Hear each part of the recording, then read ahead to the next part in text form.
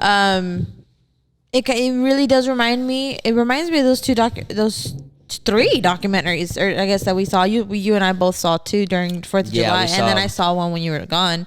And all of them have that same, like general idea of like you have to put in the groundwork to get to where you need to be at, and then nowhere in that line of work or in that line that you are envisioning for yourself is it actually going to go the way that you keep thinking it will go. Yeah. So it's going to you have to embrace the grunt work. Yeah. Embrace the grunt work. It's going to be so much. It gives you so much. It's crazy to me to think all of those documentaries, by the way, are the George Carlin documentary on Facebook, which is a 2-part documentary. Fucking genius. George Carlin is like next level. I get really inspired by comedians a lot.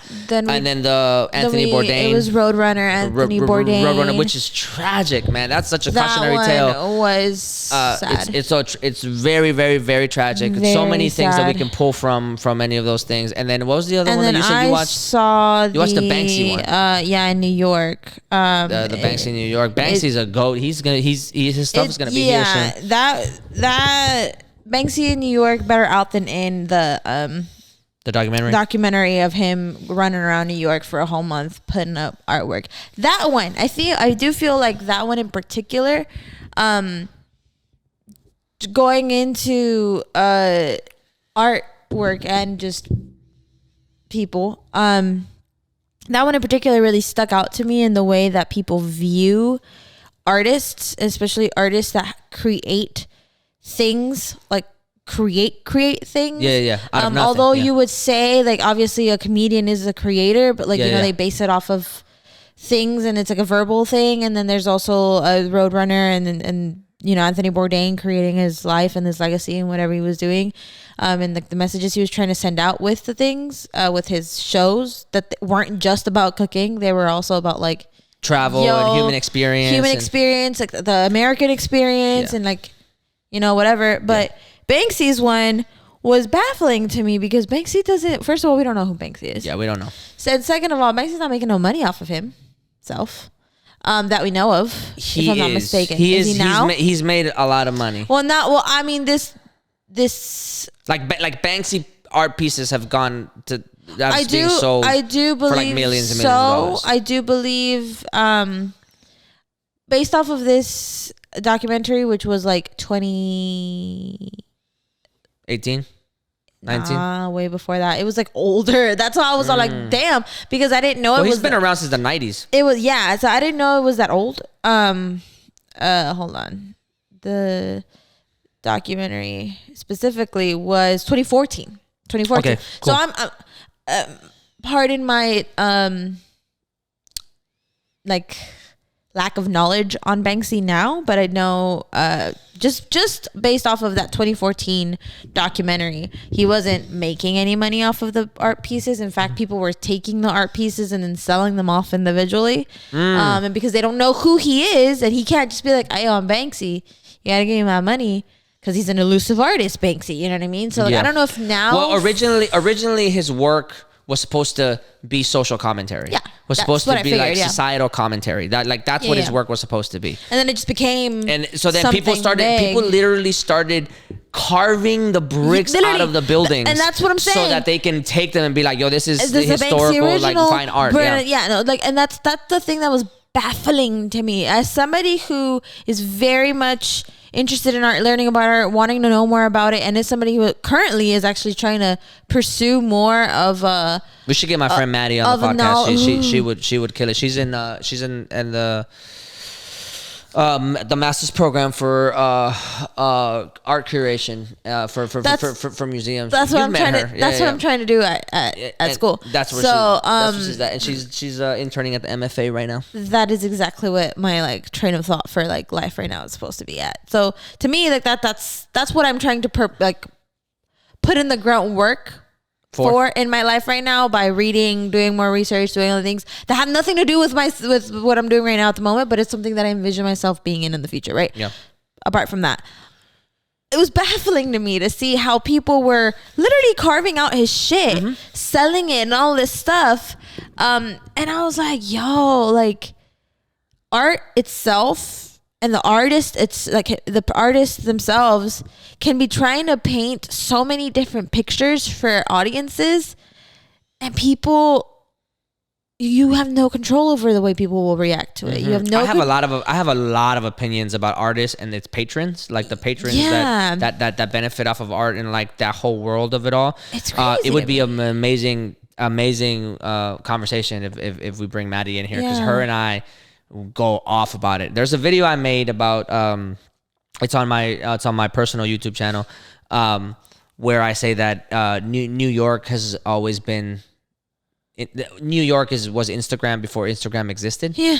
And it's like a 15-20 minute video where like I explain like why New York was so important, and that stems from a conversation that her and I had, because we just like challenge each other when it comes to like these broad art things or whatever, right? But going back to Banksy, he's made money since, and because he's such a subversive artist and his plan is always social commentary, to the conversation about being able to ebb and flow, being able to adjust and mold and evolve yourself to the things that come your way. One of the most latest and most G'd up things ever is he put out, I think he has like a manager or a publicist or something that like handles a lot of some stuff. Was it the shredding? It was the shredding one. That was genius. It was so good. I thought it was so it was like genius. It was an auction piece where people were like, "Yo, I'm gonna buy an original Banksy," like and then they were $1 million auctioning it off or whatever. They paid a ridiculous, absurd amount of money to have an original Banksy, right? And the minute they was and the moment that they were like sold remotely, they pressed a button and the thing like just shredded. And it like everybody was like, "It's worth so much more now. Yes. It's being shredded." And here's the thing. And it was like, that's exactly what he's trying to prove to you. He's literally trying to tell you it is worth nothing. You want to know why it's worth nothing? Because I just shredded it. Yeah, but they're both right. And like, they are. She, I don't know. Yeah. A lot of people say it's like the most reasonable assumption is that he's a European guy. Yes, that's what they've said. But it could be a girl, it could be a conglomerate, it could be a group of people. Like at this point, it could have started as one guy, and now it's a group of people. Yeah. Like, anyway, the point that he was trying to make is that, one, you want my shit, right? And you think that that my art is worth a lot because it's me. Yeah. But I'm gonna push the postmodern art ideology a little bit, and the moment that you think you bought something that you want, I'm gonna turn it into something that you didn't know could happen. Yeah. You know what I mean? And maybe you want it more afterwards. I can't control how the way you view that part of the experience, right? But it's performative also, in the sense that like, this is exactly what you want, and you're willing to give up so much money now. Yeah. Right. And now it's gonna more than likely it's gonna be worth more, because now you have the shredded Banksy. Yeah. Right. And the whole experience was the art. Yeah. Right. But in the statement that he's also making is, I'm not gonna give you what you want. Yeah. Absolutely. I'm gonna give you what I want to give you as an artist. So as an artist, I look at that and I'm like, man, what a way to say genius. Fuck you. Absolutely. But also thank you. Yeah. At the same time. Yeah. And so he whoever this person is, huge. Since middle school. I've been a huge fucking fan. He's been having social commentary all over the world forever. From the Middle East, from that jail in Iraq, from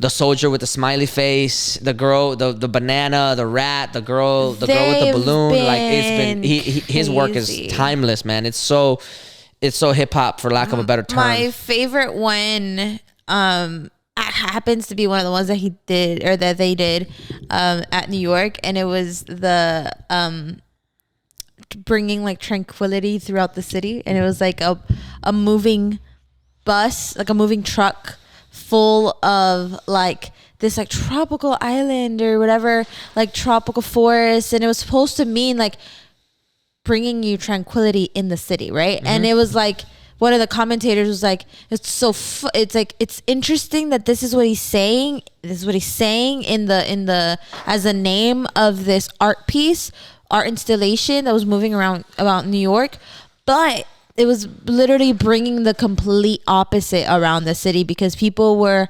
flocking to it, running around with it. It was literally like insane. And they were like, it's just like this juxtaposition of like ideologies and mentalities. And they're literally saying like, you know, like, there is no such thing. You know what I mean? There's no such thing as tranquility in Syria. But also, or if there was, we ruin it. Yeah, exactly. Yeah, but if there is, or if you know, if I'm giving you the in, you will ruin it. You will make it something that it's not supposed to be. You don't keep the initial purpose of it. Why? Because you're so caught up in it's a Banksy. Yeah. Goes back to that materialistic of like, we ruin we as people, as Americans, as capitalists, whatever way you want to slice it, we ruin the purity of things. Exactly. And a lot of his work is based on that. And that mentality to me, that particular art installation and work for me was like, yeah, like the rest of them were also doing the same thing. They really were. Like that's exactly what he was trying to do. And